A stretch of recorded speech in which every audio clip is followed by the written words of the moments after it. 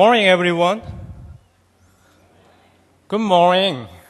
Even though chilly outside, well, you look like early bird. My witness is always, fortune always favor the early birds. So you're gonna get fortune. Okay, my name is Sang-hoon Bae from Seongkyungwan University. This session, the title is Korean Technical Education as an Alternative Pathway to Success. Well, when I look at the recent education data in Korea, almost 85% of high school graduates go to college. And behind that statistics, we may see two perceptions. The one is going to college is best option for, I think, everyone. The second is, Korean technical education should be second-class education.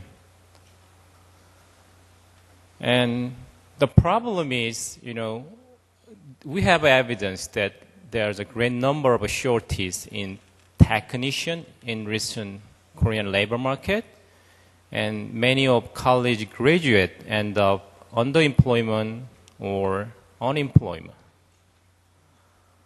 So, this session is going to look at the opportunity of Korean technical education as an alternative pathway for success. So we have two presenters and three discussants here. Before moving on the presentation, I want to introduce presenters and discussion. First, we have a Professor Kenneth Gray from Pennsylvania State University. He is an author of Other Ways to Win, which is a great book and which has been read in many readers in the U.S. and also other countries. And we have Dr. Pariano, Deputy Director at CMU VocTech. He is expert in vocational education area. And we have Mr. Hwang Hae-ryong, the Chief at Strategic Planning Department in Sudo Electric Technical High School. He is actually teacher at vocational high school. He gave me an idea about what a real high school is. And we have a Dr. Choi Jae-hyung, Vice President of Strategic Planning and Management in Yongjin College. And finally, Dr. Kim Young-chul, a Senior Education Specialist from UNESCO.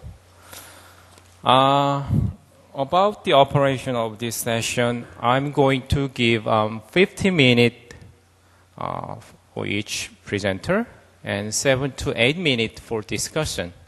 And if we have a time, we're going to have a question from floor.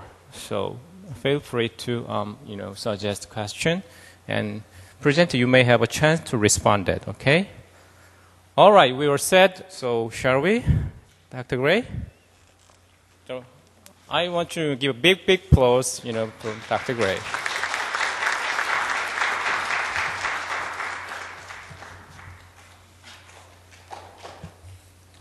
Kamsahamnida. I'd like to begin by excuse me, thanking Dr. Bae and thanking the sponsors, and in particular I would like to recognize the Korean Institute for Vocational Training, which is one of the three sponsors of this conference, and I would want to make sure that they get equal recognition. And then there's one other person I would like to recognize who is not here, and that is Mr. Moon-taek Kim, who is a former student of mine, but who has been in charge of organizing all of this conference, and he hasn't been getting much sleep these days, so I want to say thank you to Mr. Kim. The theme of this conference is HR Open and Ready. I would like to focus on the open part of the theme. And basically, I've interpreted that to mean that we are interested in human resource development for all students, not just the university-bound, but all students. And it is my conclusion that, particularly in the U.S., but worldwide, most HR policy is really not effective for all students. It is very good for some students, but I'm interested in all students. And in particular, basically what I have argued for many years is that most countries are overinvested in four-year or graduate education and underinvested in TVET or CTE or vocational education, which in all cases, all of those terms, I think I'm going to just use CTE from here on in. And I probably should say there is one exception, and that is Germany, and Dr. Weiss is here this morning. And Germany does a very good job with this, but I would say you are alone, to your credit. So I have entitled this Career and Technical Education, Solving the Technical Skills Shortage Paradox between shortages and, as Dr. Bay indicated, large numbers of unemployed young adults, some of who, by the way, have four-year college degrees, some have master's degrees, and in the U.S., thank you, some even have doctorate degrees. So the first part of this, I should tell you, by the way, I am a Mac user, so I hope I do this correctly. Right? The first part of this paradox, I think, has been talked about a lot in this conference already, and that is, despite particularly in my country, very high levels of unemployment, there are still significant jobs that are going empty that they cannot fill. This is the case in the U.S.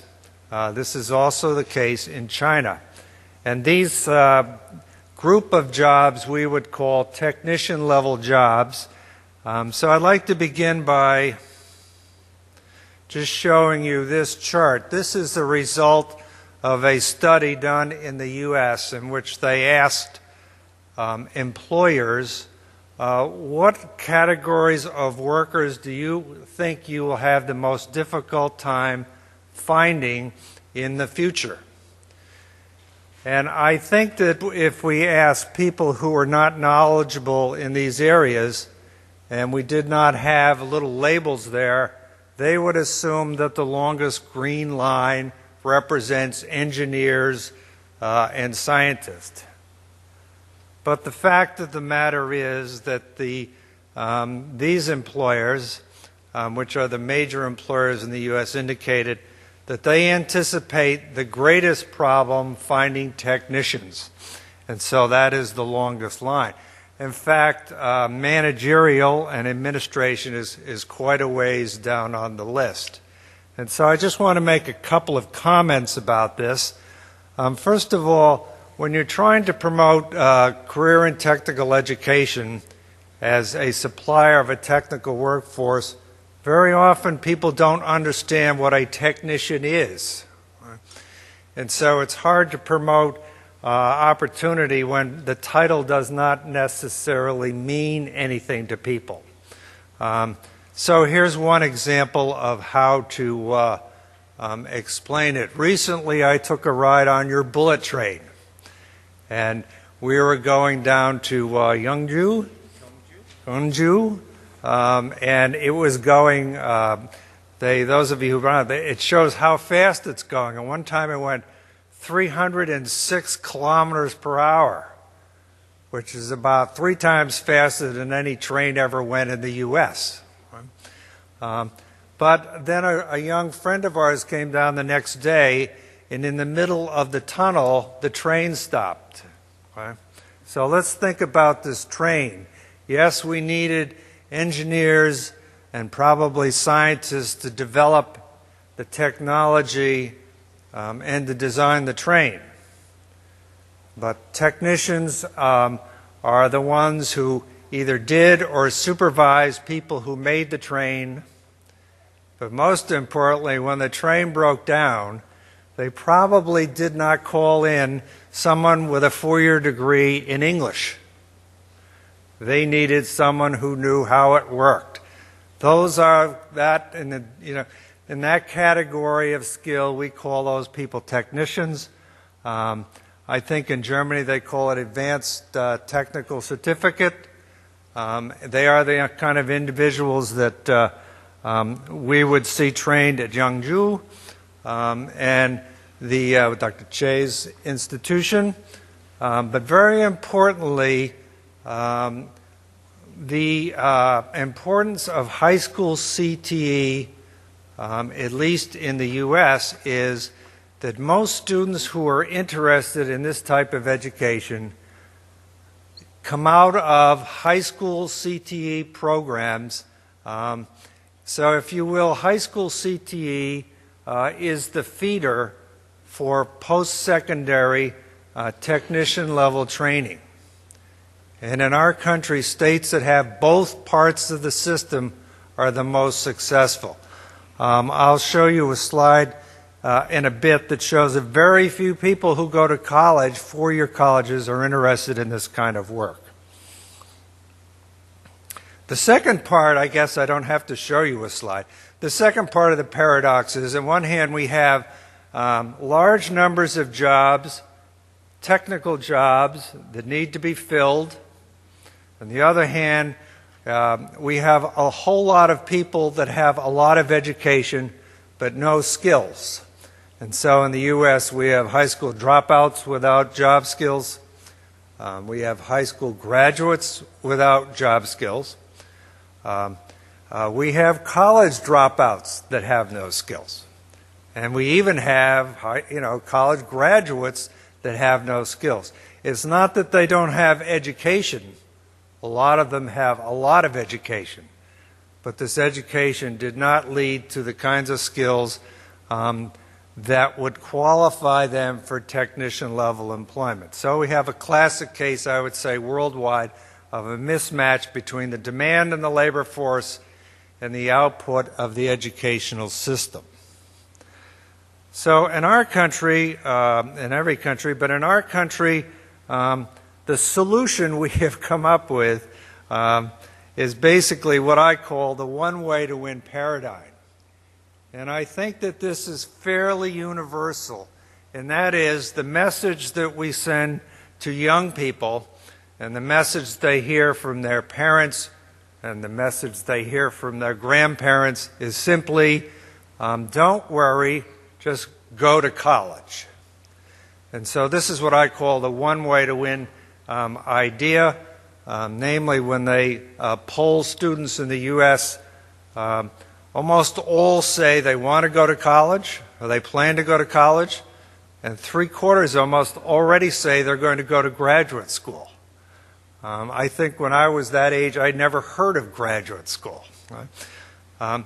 And we would like to think that they all want to go to college to become scholars, study great literature, etc. But when we poll them again, only one of the top four reasons is to learn things that I don't already know. All the rest are economic in nature. Get a job I like. Get a job that pays a lot of money. Find a job close to home. And so we asked them the third question, where exactly in the labor market do you expect to find this kind of job? And they all say the same thing. They all think they're going to find work in the professional ranks. Right? Maybe because that's the only thing they see in television. I'm not sure. But this is very much the mindset up until recently in the U.S., and I think it's fairly accurate to say that this seems to be the mindset worldwide in general. And that's kind of a broad statement. But there are some problems with this, and this is basically what I'm trying to do here, is present the argument that most countries would be better off, most states would be better off by spending more money on high school and post-secondary CTE and less money on four-year colleges. It's not that four-year colleges are not right for some teenagers or some young adults, but not, there is more than one way to win. I wrote a book called Other Ways to Win. So let's just look at this policy. First of all, and I think this is very important for CTE educators, to understand and remind people. Right? Simply spending money on higher education does not grow the economy. And it really doesn't provide opportunity. Right? I've heard several times now, I think Jack McDougall from the U.S. talked about need-based funding of colleges. Specific investments that lead to people who have skills to fill jobs and grow the economy does. But simply saying, for example, in the U.S. now, or I guess in China, I heard yesterday too, the goal, I'll take China, is to increase the number of college graduates by 100 million people in the next, 5 years or something like that. Okay? Simply spending money on higher education will lead to a lot of people with degrees.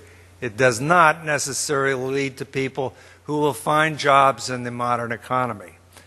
But I think the best way to look at this is to actually count, and you can do this in your country or in your location or your area, and actually collect information about what happens to young people, high school students, as they move through the system.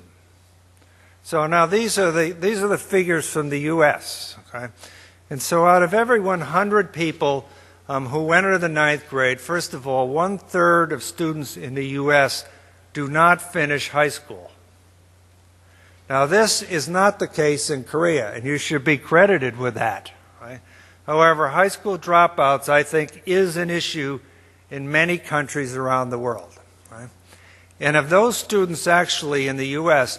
who stay in high school and graduate, another 20 to 30%, but we'll call it 20%, do not go on to higher education, they go to work. So if I put those two numbers together, in the U.S., 1/2 of all young people either drop out of high school or they graduate and they go to work. And unless they have taken CTE in high school, these people graduate with one thing, or have one thing in common. They do not have any job skills. Their future is low-skill, low-wage work. They do not grow the economy. They do not enter in work that have a career ladder. They're most likely to be unemployed. They're less likely to have health insurance, etc., etc., etc. In the U.S., I keep pointing to the fact this is half the students. And CTE in the high school is the only course or only program of study for these students. But let's go on then and look at what happens to people who go to college. In the U.S., about half go on to higher education. And of that half, about half graduate, not in 4 years or 5 years, but in 6 years. And this is kind of the final point, and most important point perhaps, that in the U.S., of those who graduate with a 4-year degree, only about half find work that requires a 4-year degree. And the best way for me to illustrate it is this slide. This is a excuse me. This is a comparison of the supply of four-year university graduates with the estimated demand for people with this level of education in the U.S. And basically what this shows is for every 100 graduates, the economy will only generate about half as many jobs for their kinds of credentials. And this assumes an absolute perfect match. In the U.S., and you'll be interested in your economies, only 12% of all work requires just a four-year degree. Only 24% of all work requires any kind of higher education at all. So basically we're saying to everyone, go to college and compete, in this case, for 12 to 13% of all work. And so as a result, we have a growing number, and I think this is a worldwide problem, and I think it's an issue here in Korea. We have a growing number of people with credentials, four-year degrees, who cannot find a job that requires or will pay the kind of money that they expected. This is not benign, right? This hurts people. In the U.S. now, student loan debt exceeds credit card debt, right? Most people in the U.S., three-quarters of them borrow money to go, and even if they graduate with huge debt, right? And half of them do not find jobs that pay enough to pay off the debt, right? So this is a serious problem. And basically what I argue is that if we had a greater emphasis on career and technical education at the high school level and at the post-secondary level, that would at least be one step to solve this problem for some young people, provide them with opportunity. First of all, for countries that have high school dropout problems, which is not Korea, in our country at least, career and technical education is the only curriculum in the American high school that can demonstrate success in keeping young people who are at risk of dropping out in high school. Right? And so what we find, and the research suggests that students who enter high school at risk of dropping out, if they enroll in CTE, are more likely to graduate from high school. They're much more likely to be employed if they graduate from high school. They're much more likely, and this is important, to be employed in a skilled occupation, what we would call middle skill occupation, that has a career ladder and has a future. But also, they're much more likely, actually, to end up in college. Right? So CTE, a lot of young people who enter CTE enter with absolutely no idea of going to college. They have no hope that that's possible. But when they enter the program, they become what we call, they become more ambitious. We call that upward mobility. And then secondly, increasingly in the U.S., high school CTE is viewed as college, or at least I argue, it should be college preparatory for 1 and 2 year and 3 year post-secondary technical education. We have a college preparatory curriculum. Very few students are interested who are in this curriculum in technical education. But in the U.S., so most students who actually end up in this curriculum in the college level are from vocational education, right? And so now almost everyone in high school CTE must complete an academic program similar to college preparatory, right? It's called integration of academic and CTE. Importantly, 80% of this group goes on to college within 8 years. Now, they may not go right after high school, but within 8 years, 80% enroll And the most impressive thing is that 80% enroll and 70% graduate, and the employment rate is almost always 100%. Just as it is in Yongjin, it's the same in the States. So CTE is very effective keeping students in school, and when they graduate, it's effective in motivating them to go to college, and it's effective in providing their opportunity. Now, I just want to end with a couple of quick obstacles that we have that help people or prevent people from considering CTE, particularly parents. First of all, there's a basic misunderstanding about the labor force and where opportunity exists. The degree to which we can clarify this misconception, this incorrect belief, is in our interest. And that is, if you look at this pie chart, and I didn't have the little key at the side here, and you asked people in general which piece of this pie represents jobs in the future where the opportunities are, and we gave them three choices, engineers, technicians, or operatives, I would suggest most people would say the biggest piece of the pie represents jobs for engineers and four-year college graduates. Right? But the fact is that it's just the opposite. In our country, 47% of all work can be learned in 2 weeks or less on the job. We've had very little discussion about this, but almost half of all work in our economy, which arguably is at least the biggest, I don't think it's the best, but it's the biggest, almost half of the jobs require basically or low-skill, low-wage work. Right? Meanwhile, we have a lot of jobs in the technician area that are going empty. Right?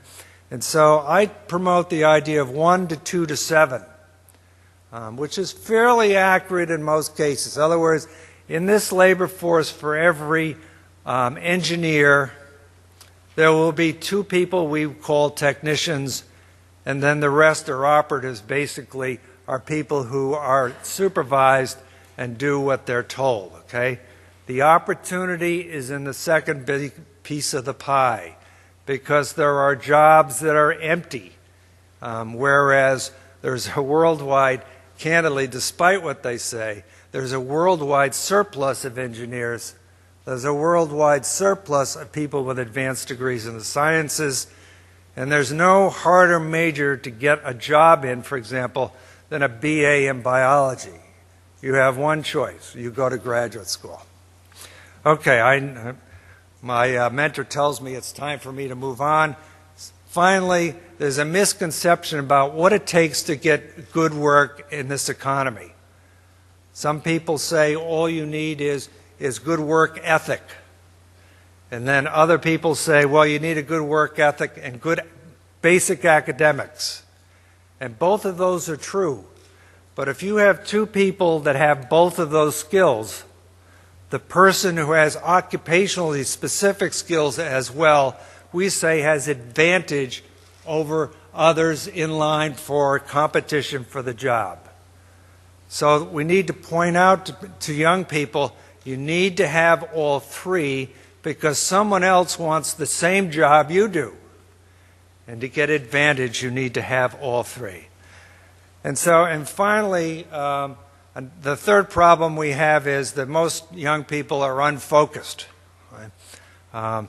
They're almost afraid to make career decisions. They're afraid because they think their life will be over if they make the wrong decision.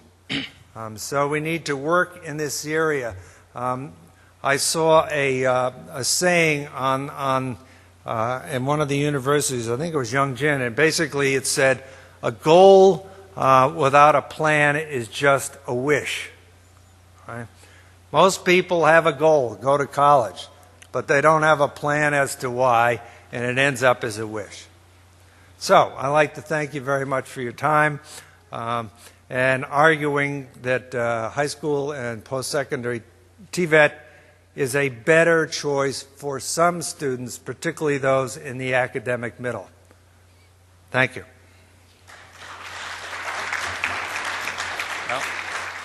Thank you. Thank you, Dr. Gray. Even though I have many things to say, but I will speak less. By the way, the Mr. Kim Moon-taek that, just Dr. Gray mentioned, full organizer of this forum is there. So thank you.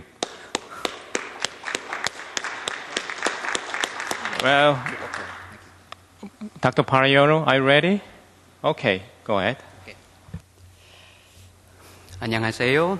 This is my first word that I can say in Korean. Maybe I cannot pronounce it correctly, but I try my best. Hello, very good morning, everyone. Again, this is an honor for me to be here in front of you, and also with my guru here from Penn State, Dr. Gray. So again, it's a pleasure to be with you all. And right now, I'm working as the deputy director at CMU. VocTech. Maybe some of you don't know what CMU is. Just give you an introduction so that you know what I'm doing, so that you can justify whether what I'm saying will be something believable or not. Okay. CMU actually is an organization initiated by the Ministry of Education in right now 11 member countries in Southeast Asia. So you can run from Indonesia, Singapore, Malaysia, Brunei, Thailand, Philippines, Cambodia, Laos, Myanmar, and Vietnam. And now we have Timor-Leste as another member.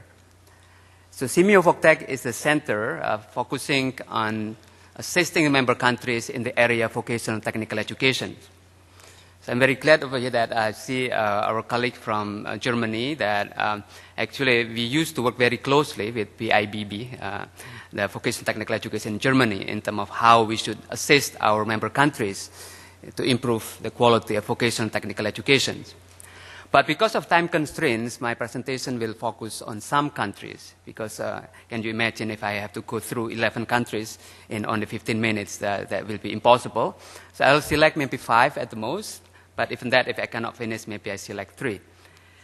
Again, I try to also look at the case in Korea, even though I'm not the expert on that. That's why I collaborate with our chairman here, Professor Bae, who has been very helpful in giving input about the Korean setting. So later on, if any detailed questions about Korean case, I think he will be more the right person to ask than myself. Okay, but I'll just give you the overview about what is happening in Southeast Asia in terms of vocational technical education.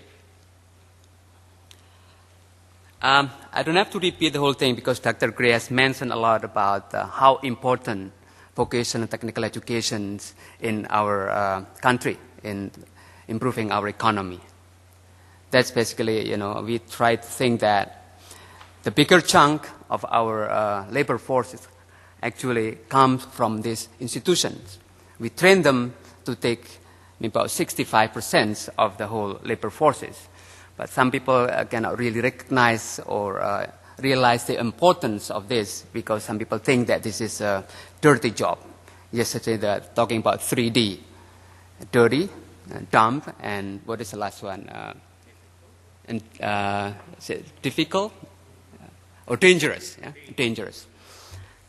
And that's still occupying everybody's mind.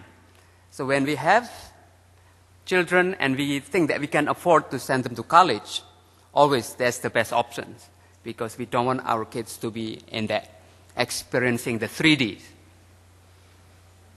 But now, realizing the complexity, realizing the technology that we use right now, actually the 3Ds not applicable anymore in most cases. But again, this is our challenge, those who are working in the area of vocational technical education, to change this image. And I'd like also to share with you the efforts has been done in Southeast Asian countries in terms of changing the image of vocational technical education so that more students are interested to enroll in this area.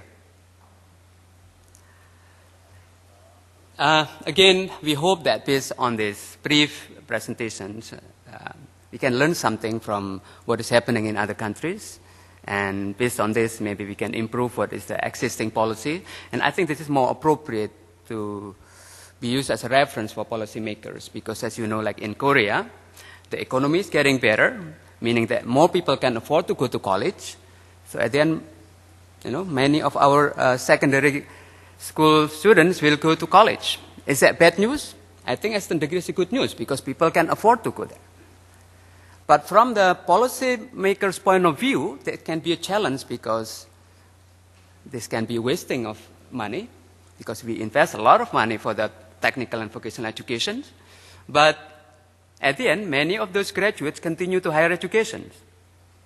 So I think it's, plus and minus. But from, perspective of policymakers, we cannot force our students to either go to college or go to vocational technical education. So the best thing we can do is providing the best that we can offer in terms of vocational technical education, provide them good facilities, provide them good assistance, so that at the end, the graduate can decide whether going to technical and vocational education is more feasible or more benefit to them. So hopefully at this we can learn something from this sharing experience. Looking at this demographic background and socioeconomic backgrounds, you can see that I selected only 5, and I'm sorry to our colleagues from Vietnam and from Laos that we didn't include your country as a case here because again it's limited time.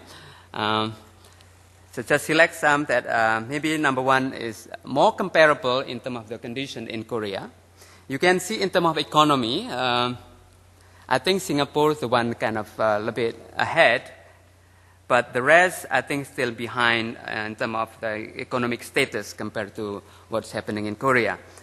But regardless, I think still we can learn something from the developing countries and also from developed countries, in this case in Singapore. You can see here the graduates from secondary who are continuing to post-secondary.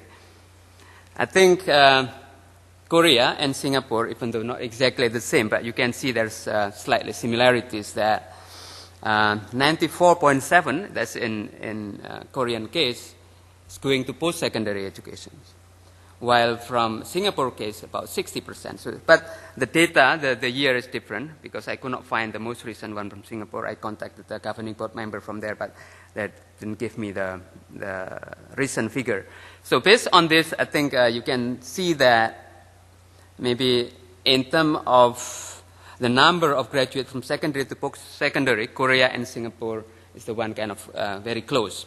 But others, you can see the one I put arrows over there, still a huge number of graduates from secondary education cannot continue. So based on this, from the policymaker's point of view, sometimes it is necessary for a country to provide secondary vocational technical education because many of the graduates, they cannot continue to higher education. So it's a must. Otherwise, a lot of secondary graduates, when they try to enter labor markets, they don't have anything to offer because they don't have skills. And maybe the only thing they can do may be more of the soft skill and the academic skill, but they don't have the specific skills. So the countries with the arrows, those are the countries that really need to offer vocational technical education at the secondary level. And based on the policy that's already happening in those countries. Okay. Move on to the next one. Korean context, I think most of you already understand, and Dr. Bay already mentioned some of the statistics about this. But again, this is a challenge. Again, I know that Korea tried to be as efficient as possible by preparing the students, by providing education and training so that wouldn't be a lot of waste by providing secondary vocational technical education, but at the end, many of them will continue to higher education. So that, I think, is a challenge. But I think also on the other side, this is a good news because they can afford to go to college. So for Korea, Singapore, and US, offering secondary vocational technical education is elective, not a must, because they can afford practically to go to the next one. But looking at the economy, this becomes mandatory because if all going to college, who will fill these gaps? I give suggestions. One of them can be bringing people from outside, but I don't know whether that's linked with policy at the national level. Okay, in terms of policy, I think again this in Korea try to prepare the student for employment and then resolve the offer education and then provide the technician level. which is very needed in this country. I think some of the initiatives, I just want to highlight one of them. The last one is about the Master High School, which is trying to find an excellent, exemplary vocational technical secondary school so that this can be a benchmark for others. So based on this good example, others will be motivated to learn from or to benchmark with, so that at the end, other students will be motivated to enroll in this education. So I think this is one of the policy initiatives that is also happening in Indonesia, also happening in Thailand. This is also one way to improve the image by providing a good example that the graduates can find a job, good jobs, and this will affect others to enroll in that vocational technical education. So now I will just bring you very briefly, because flying to different countries, Indonesia, Malaysia, Philippines, Singapore, and Thailand will take some time. Just briefly, I'll highlight some of the important ones. Education participant, I think I've mentioned to you that a very small percentage of secondary school graduates going to tertiary, only 17.6. And unemployment also still quite high, but if you compare between the unemployment from general secondary compared to the graduate from technical and vocational, you can see a big difference. From technical and vocational, the unemployment is about 9.19% of the graduates, while from general it's about 23%. So you can see the benefit of preparing the student or the student enrolling in vocational technical education. Looking at the labor force, we try to find the match. And again, there are still a lot of unskilled, or maybe now we cannot call it unskilled, but it's kind of semi-skilled. Those will do the hard work. They're still taking the big proportion of the labor force in general in Indonesia. Okay.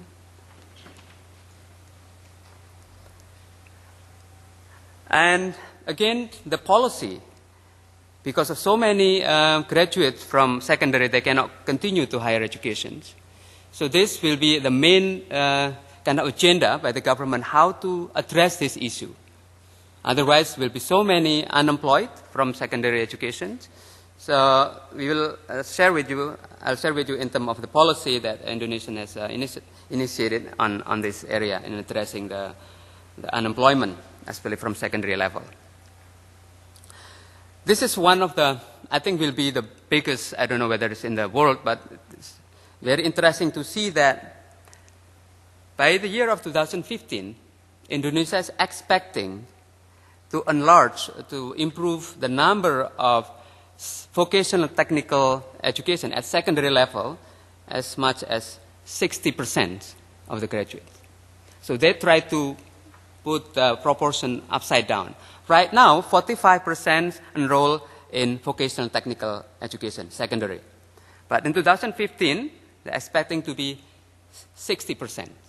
And then even in 2020, expecting 67% will be in the secondary level. This is based on the point of view of the policymakers. I don't know whether at the end, the community, the people will take this kind of challenge or this initiative, or will just go as usual. But in other countries like Thailand, they expect to have 50-50 at the secondary level. So it's moving and getting bigger and bigger in terms of the proportions of vocational technical students at secondary level. Some initiative in how to improve the quality of the programs. I think similar. I'll just skip that quickly. And also Malaysia, kind of following suit on this idea. Before, 3 years ago, they stopped having the secondary vocational technical education. But now, I think knowing that this kind of skilled work is still very needed at that level, so 2 years ago, they initiated again to open again the secondary vocational education in Malaysia. So sometimes it's kind of on and off for policymakers to think whether this is needed to offer secondary vocational technical education. Okay, just skip that one. Okay, move to the Philippines. Philippines is a very interesting country because, as you know, in terms of Number of population is also quite big, about 93 million. But the important thing, or something that is very interesting about Philippines, is that 30% of the populations work outside of the country. So in terms of training, the in vocational technical educations, they're not only looking at the needs or the requirements of the place in the country, but also abroad. So many people going to Southeast Asia, to Middle East, to America from the Philippines. And one of the kind of jargon that they use, or the term they use, is Philippines is nursing the world, because they send a lot of nurses going all over the world. Because unemployment is very high in the country, so I think this is one way of addressing the unemployment issues by sending people outside. So if ASEAN plus 3, I mean the 10 of ASEAN plus Japan, Korea, and China can work together, this is actually something that we can collaborate with to fill up wherever the position that you cannot fill in from the country by bringing people from outside, as like in the Philippine case.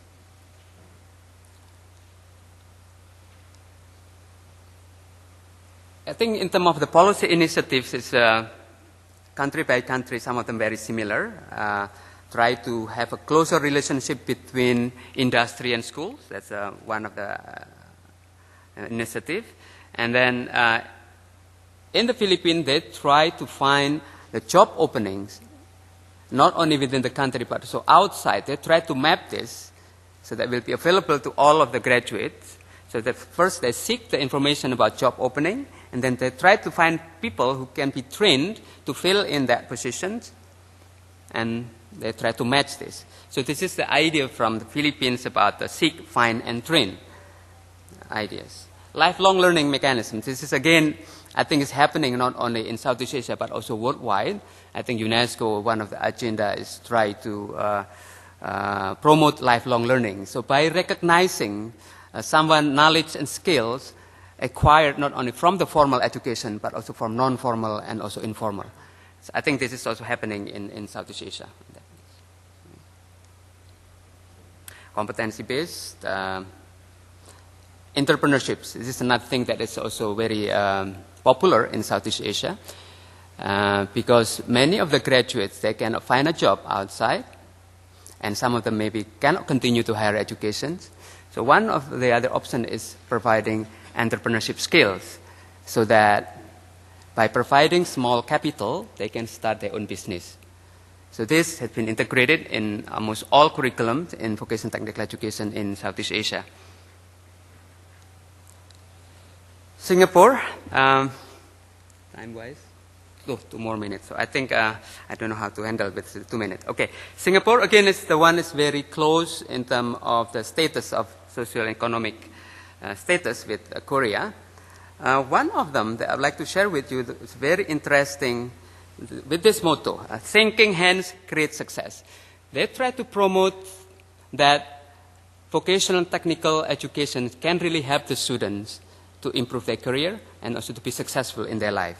So thinking's hand. So now hand is not just only physical, but hands that can think, that can create success when they complete the education in the school. Autonomy, flexibility. But the one that I'd like to share with you is this one, about changing the image. I don't know whether Korea can kind of use one of these ideas that before, about 10 years ago, ITE, Institute of Technical Education in Singapore, the image is very low. They try to measure the image level like about 35%, the score. Now has been improved to 85, so the image has improved. One of them is that besides improving the programs, you can see the facilities. They try to create the infrastructure that looked even better than university. So when the parents and the student comes there, they see, oh, this is vocational technical school. Sometimes they cannot believe it. So you can see this, the campus, how in terms of facility, technology to be integrated. And also they to do the marketing. A lot of marketing by putting signs in the fast train, in the subway, in the bus. You can see the logo over here showing that ITE, it's not the end, but ITE is something that can help you to improve your career. So a lot of advertisement, and right now I think they're enjoying a good brand in terms of vocational technical education in Singapore. Okay, Thailand, I don't think I have time because of this. I just want to share maybe in terms of similarities and differences about these countries that we are comparing. More and more of initiative is moving to more school autonomy. There's more flexibility in the school level. Strengthening public and private partnerships. Skill gap access is happening, and I think it's worldwide still happening in terms of skill gap access. And then addressing TVET image, still going on. Integrating soft common life skills. This is about communications, about work ethics. I think how should we integrate this into our curriculum so that the students not only mastering the skill but also have a good manner, can work in teams and others. So this is also one of the ideas. There are some differences, as you can see, I think, from the presentations. Some countries are over-educated. I put it in because that can be a good thing. But if that doesn't really match with job outside, then it's become an issue. In some countries, TVET is offered to address poverty and unemployment. This is happening in many developing countries. While in other countries, especially the developed countries, TVET is for employment and also economic competitiveness. I think this is happening in Singapore and Korea. The one that is different I'd like to highlight between Singapore and Korea is that in Singapore, 65% of secondary graduates, they go to vocational and technical. That's combining ITE and polytechnics. 65%. While only about 25% going to 4-year college. While in here, okay, time is up. So I think later on maybe I can highlight more in terms of recommendation and others, but considering the time is finished, this is about the skill gaps that are happening in different settings, either developing or developed. Lesson learned, I think we can share during the question and answer. Some recommendations that I can bring or share with you later on in terms of commitment from the government, in terms of partnership from business and private, and also how to attract our students to enroll in vocational technical education, and also highlighting the ASEAN Plus 3, how we can collaborate more on this initiative. So with that, I'd like to thank you again, committee, and thank you. Well, thank you, Dr. Periano. That was a nice comparison of policy initiative. We run out of time. We have almost 15 minutes. That means, 5 minutes. I'm sorry, but I didn't want to stop the presenter because they fly over from miles away. So Mr. Huang, are you ready to make a comment? Okay.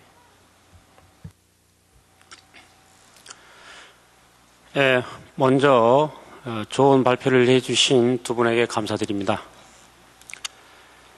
그레이 교수님에게 먼저 질문을 던지고 싶습니다.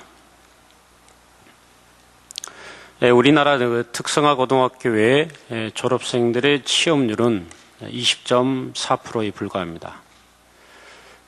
이 가운데서도 산업별로 고용 형태를 보면은 제조업의 29.5%고 기타 서비스업에 종사하는 것이 거의 39%에 해당합니다. 물론 산업의 주축이 변화되는 시대 변화를 인정하지만 전문적인 테크니션 양성을 위해서는 보다 많은 인원이 제조업 분야로 진입해야 된다고 생각합니다. 이번에 칠레의 기적을 일으킨 것은 그 원동력은 전문 테크니션이었습니다.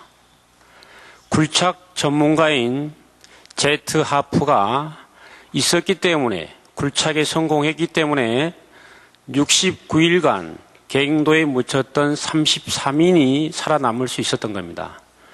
그만큼 세계는 전문 테크니션의 양성이 중요한데 우리나라는 안타깝게도 학부모의 인식도 취업보다는 진학을 선호합니다. 이러한 이유들로 인해서 제조업 분야에 취업하는 학생들이 전체 취업자의 29.5%에 불과한데 이러한 현상 속에서 학생들을 더욱 많이 중견 기업을 중심으로 제조 분야로 이행할 수 있는 학교 단위에서의 현실적인 방안은 무엇이라고 생각하십니까? Thank you, but you're going to respond that, after two discussion. Okay. So next, Vice President, Dr. Choi.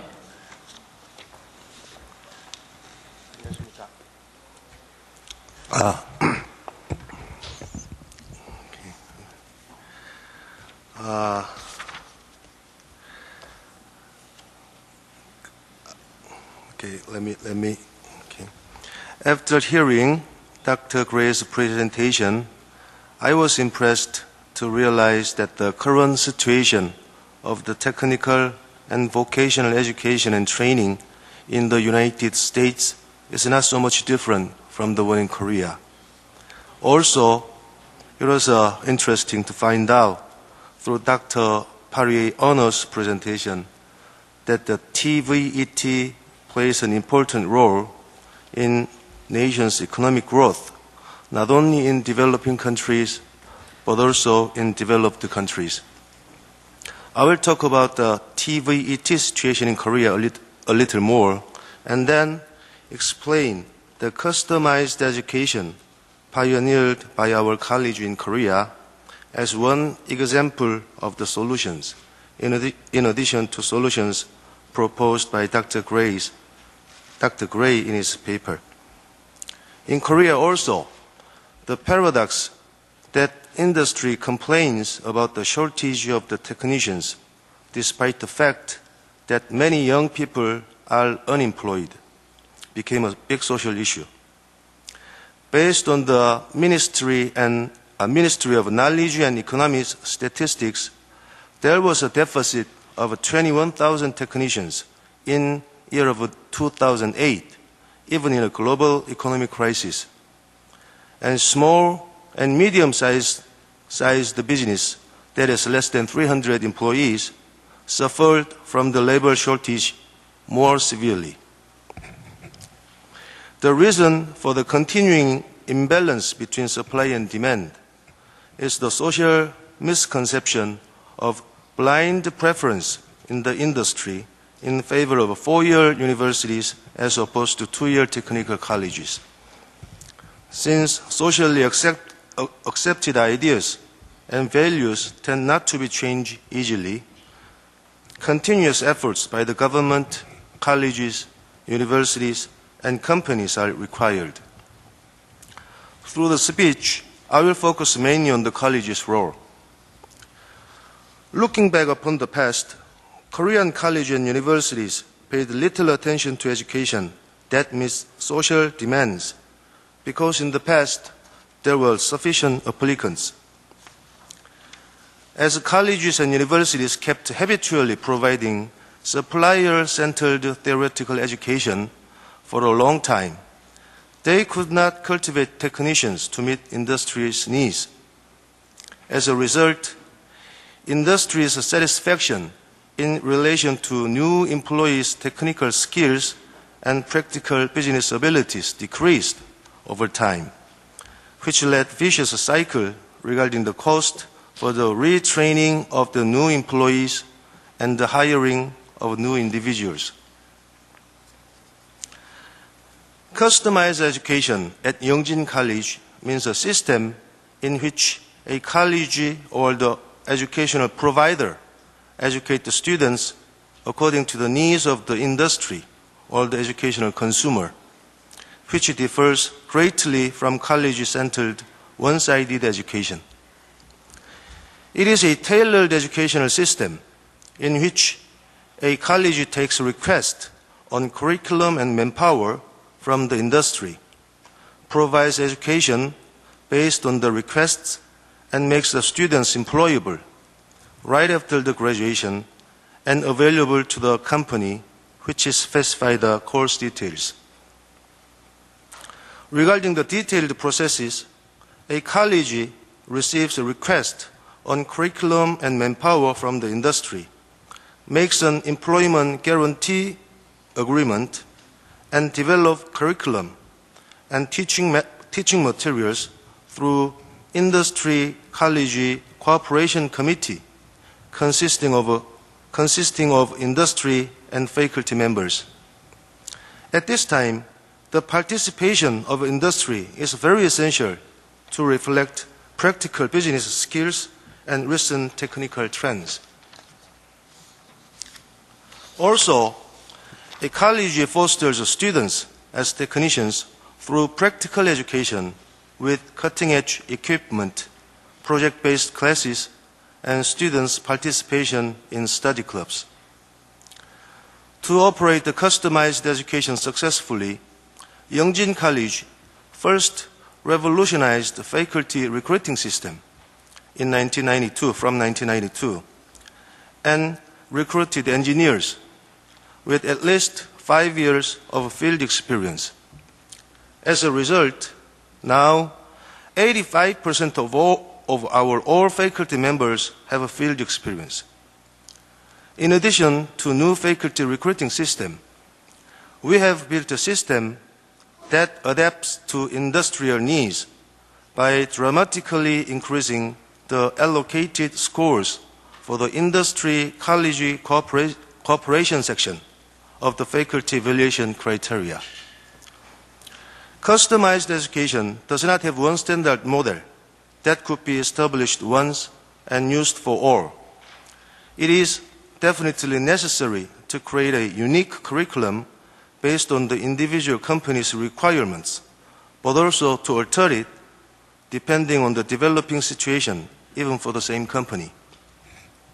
Therefore, for successful operation, the whole education process should be established to be able to adapt to invariably changeable situation.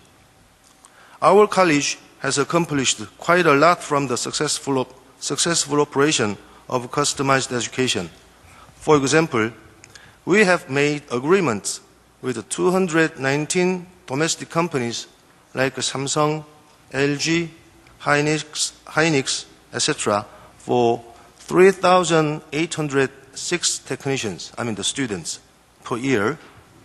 And also, we also made the internationally connected customized education agreements with 84 overseas companies from 5 different countries for 1,314 technicians per year.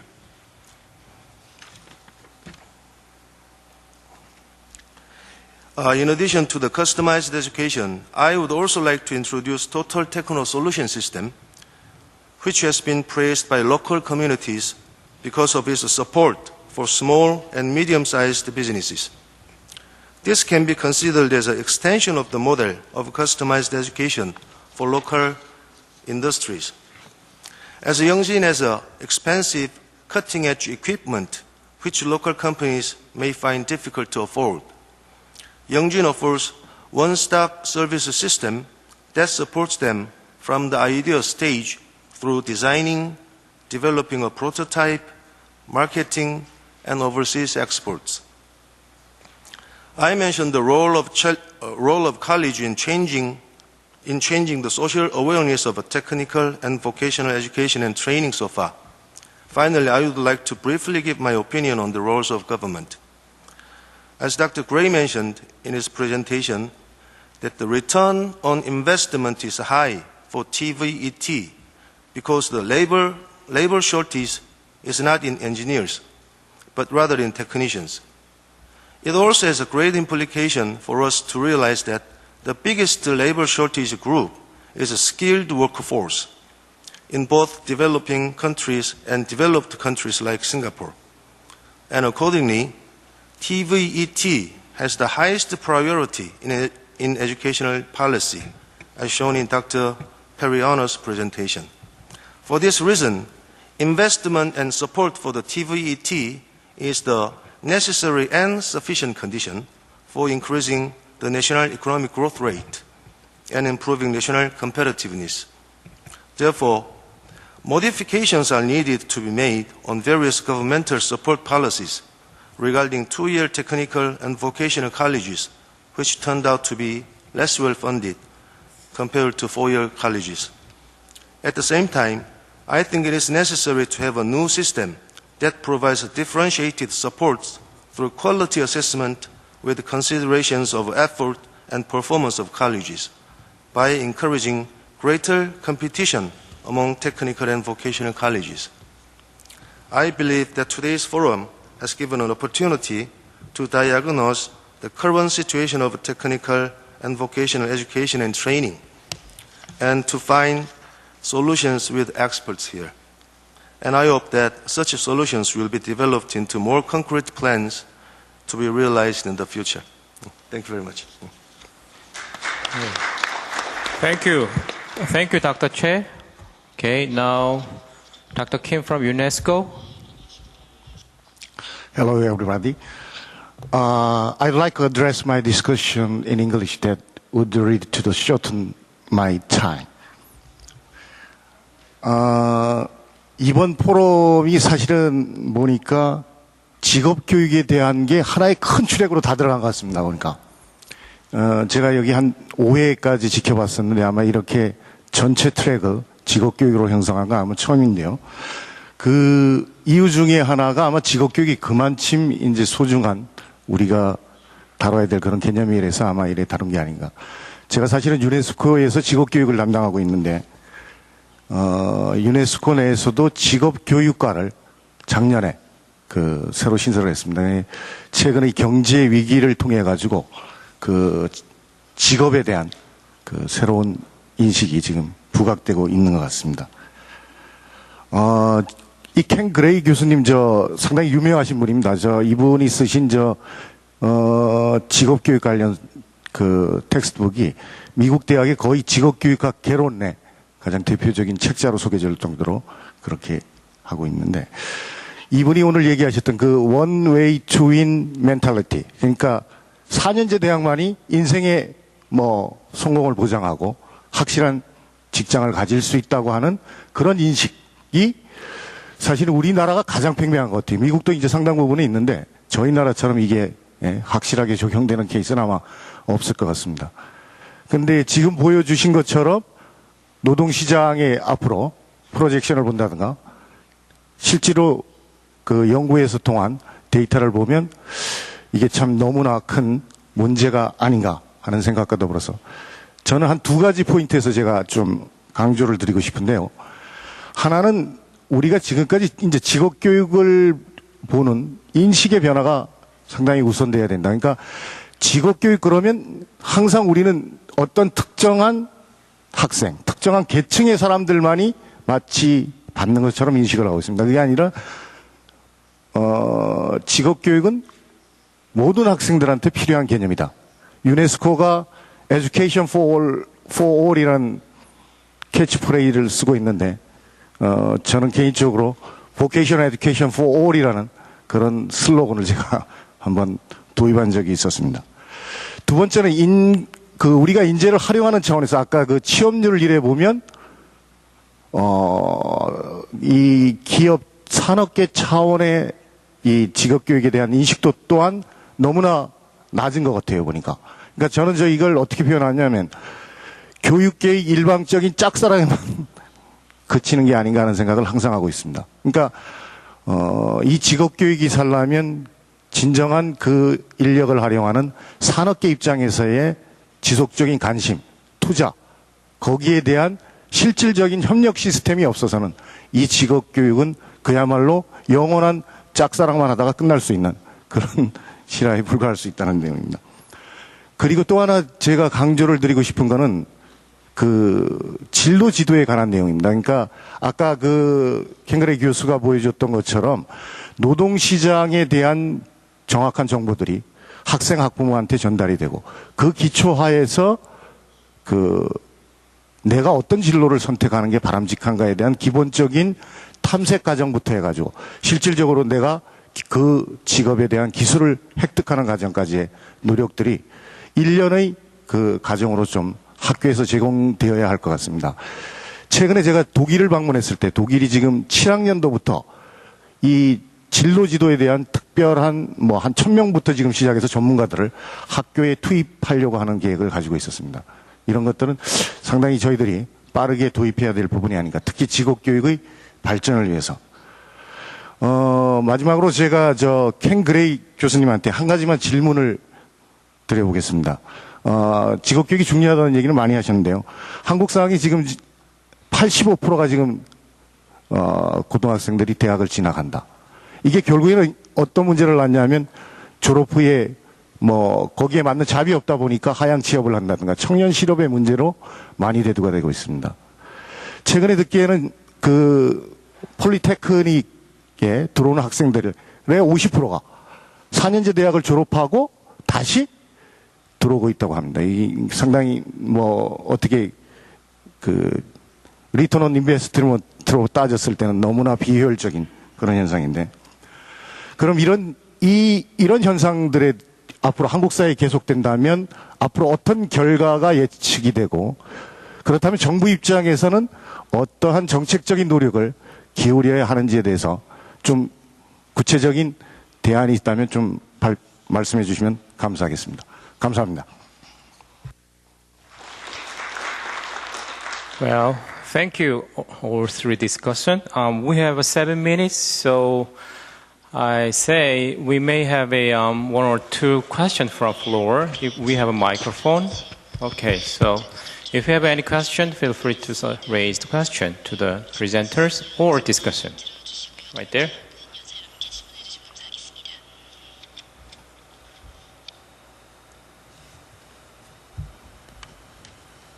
예, 현재 각 전국의 이제 고교랑 대학 쪽에 지금 직업 교육을 실시하고 있는 코리아 HR 솔루션의 최승용 팀장이라고 합니다. 일단 만나뵙게 돼서 대단히 영광이고요. 좋은 말씀 많이 들었습니다. 저는 황혜룡 수도전기공고 전략기획실장님과 최재용 부청장님 그리고 김영철 국장님께 좀 질문을 드리고 싶은데요.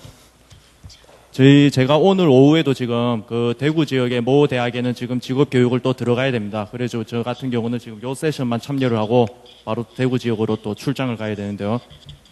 일단 교육을 하면서 제가 이제 학생들하고 지금 제 소개를 잠깐 드릴게요. 일단 나이가 제가 좀 어립니다. 나이가 30살인데 2008년도부터 지금 HR 쪽으로 일을 해왔습니다. 왜 팀장이란 직함을 썼냐면은 한국 HRD 솔루션을 제가 창립을 했습니다. 창립을 했는데 나이가 이제 어리다 보니까 사실 대학이나 고교 쪽으로 제가 교육을 제안을 하러 가면은 쳐다봐 주지를 않습니다. 그게 우리나라에 어떻게 보면 시니어한 문화가 있기 때문에 그런 거라고 저희가 이해가 되는데요. 그렇기 때문에 지금 회사의 대표자 이름은 다른 사람으로 세워졌습니다. 그거를 제가 이제 학교나 대학이나 고교 쪽으로 학생들을 꾸준히 지켜본 바에 의하면은 학생들이 가지고 있는 괴리감이랑 제가 생각하는 부분이랑 동일하다고 느끼고 있습니다. 어제 연설도 많이 들어봤지만 기업에서는 현재 테크니션이 부족하다고 하고요. 대학에서는 학생들은 갈 일자리가 없다고 합니다. 그리고 사회에서는 지금 학생들에게 기회가 주어지지 않는다고 하고요. 그런 부분에서 지금 7월 달부터 10월 달 사이에 제가 대구에서 Y모 대학이랑 30명의 학생을 제가 교육을 실시를 했습니다. 교육을 실시를 했고 성과는 무려 11명이 지금 정규직으로 취업이 됐고요. 그 학생들 같은 경우도 저하고 같이 움직이고 멘토링으로 해서 이제 제가 밤에도 잠을 안 자고 새벽에도 계속 멘토를 해주고 학생들 첨삭도 해주고 그런 식으로 해서 취직을 시킨 상태고요. 지금 그리고 Y모 대학 같은 경우는 지금 또 제가 추천해준 이제 외국계 기업입니다. 기업이랑 지금 MOU 체결까지도 지금 검토를 하고 있고요. 그 질문을 한 가지 드리고 싶은 부분이 있는데요. 황혜룡 선생님께는 제가 고등학교를 이제 담당자 이제 직업 교육을 실시를 하고 있는 선생님들을 만나봤을 때는 그분들 자체가 제가 느끼기에는 아직 진로 직업 교육에 대한 패러다임이 인식이 많이 안 잡혀 있는 걸 느꼈습니다. 기업이 어떤 종류가 있고 회사의 직무가 어떤 종류가 있으며 그 회사에서 어떤 사람을 원하는지 그것도 모른 채로 지금 고등학생들을 교육을 하고 있었고요. 그러다 보니까 그 학생들이 자기가 뭘 원하는지도 모르고 있었습니다. 왜 내가 취업을 해야 되는지 진학을 하려 했는데 왜 선취업 후 진학을 하라고 계속 강요를 받는지도 모르고 있던 상태고요.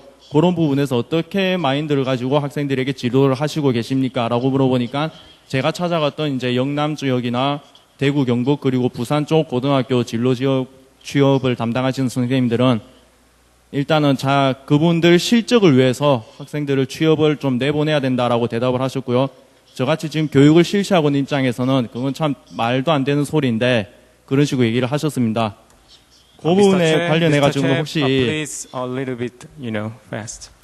Yeah, we don't run out of time. 지금 지도를 하시고 계신 입장에서 혹시 그런 부분에 대해서 이제 지도자들의 그 패러다임에 대한 인식 개선은 조금 이루어지고 있는지 궁금하고요.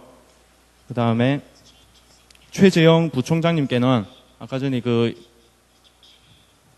영진 전문대 같은 경우는 사실 지금 제가 교육을 하고 있는 방향이 굉장히 많이 비슷합니다.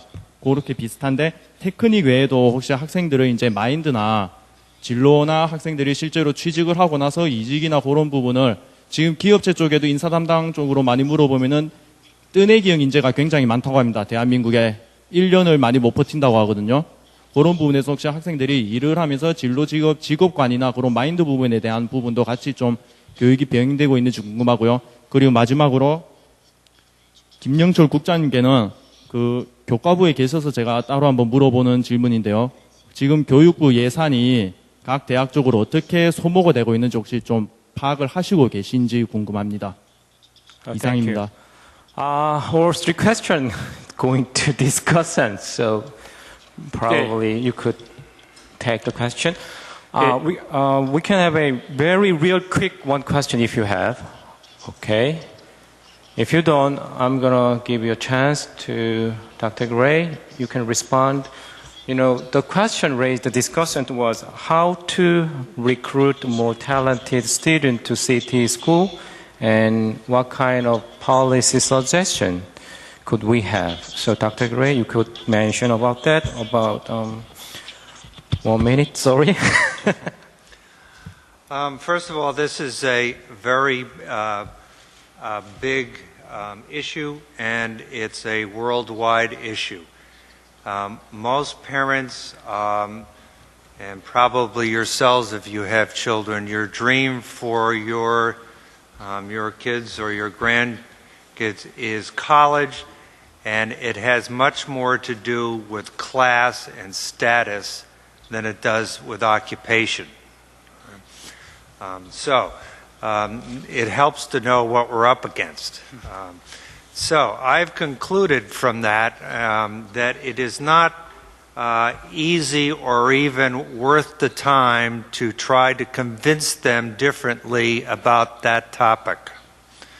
So what I propose is several strategies. One is more career guidance, and in that system you require students and their parents together to have two plans, Plan A and Plan B.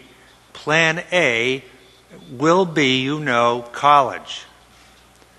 But if you don't say to them you have to give up that plan, but you say, we do want you to also have Plan B. And Plan B has to be something, if not for your college, then what would be your choice?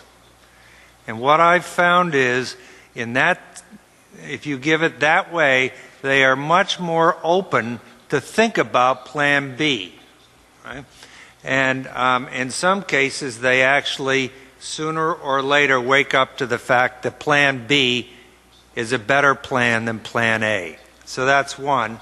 And then two, high school CTE, the curriculum should be changed for some students so that it becomes college preparatory curriculum to transfer to institutions like Dr. Che's at Yongjing. Right? You can have a school within a school. And in that vocational high school, you can have an advanced academic track for some students.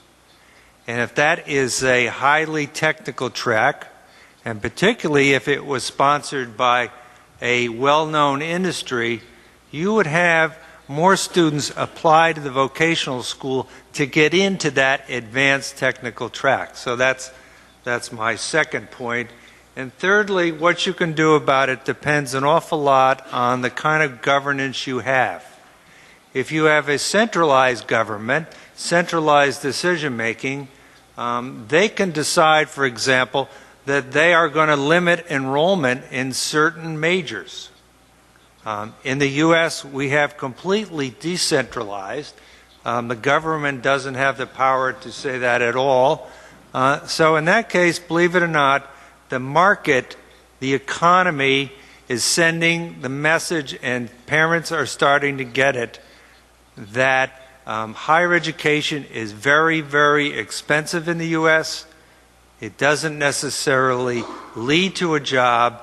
Therefore, vocational enrollment in vocational high school programs in the U.S. has doubled in 4 years. And so if nothing else, the present model is unsustainable. It's too expensive. Thank you, Dr. Gray. Dr. Pariano, if you make, you can make a real quick, comment, if you will. Okay, just Sorry, second. Okay. Quick one. I think that what Dr. Gray mentioned is, one of the options. And I'm sort of thinking now the trend of vocationalizing higher education, because as you know that many of the graduates from four-year college, they don't have also specific skills. But looking at the affordability right now, a lot of secondary graduates, they can afford to go to that level. So that's another way of looking at it, is by integrating some vocational technical classes at the higher education. It can be also maybe. Okay, thank you. Discussion, if you have a real quick, comment, sorry, second, please. If you have 30초 말씀하시려면. 예, 우선 그 파요노 박사님 아까 아세안과 한국의 기술 교육에 대한 차이점을 굉장히 인상 깊게 제가 보았습니다. 참고로 우리나라의 그 직업 전문 학교라고 하는 특성화 고등학교에 진학하는 학생들의 그 학업 성취도를 보면은, 그러니까 직업 전문 학교에 오기 전에 학업 성취도로 보면은 약 50%에서 70%의 수준의 학생들이 그 50% 이상을 점하고 있습니다. 이런 학생들을 대상으로 전문 테크니션 교육이 가능한지, 다시 말해서 전문 테크니션으로 그 성공할 수 있는 그러한 자원이 되는지 한 가지 하고, 아세안 지역에서는 그 전문 기술 교육을 받고자 하는 아이들의 그 이전 단계 학업 성취도가 어느 정도 수준의 아이들이 진학을 하는지 두 가지 점에 대해서 제가 좀 듣고 싶습니다. Wow, you raised another question. So we have to move and then we have to have another session. But we run out of time, so unfortunately I have to wrap up this session. We have a very wonderful session and insightful suggestion and presentation and comment. I want to give very thanks to all participants, and thank you for all coming early morning. And I would you please big hand to all presenters and discussant. Thank you. Thank you all.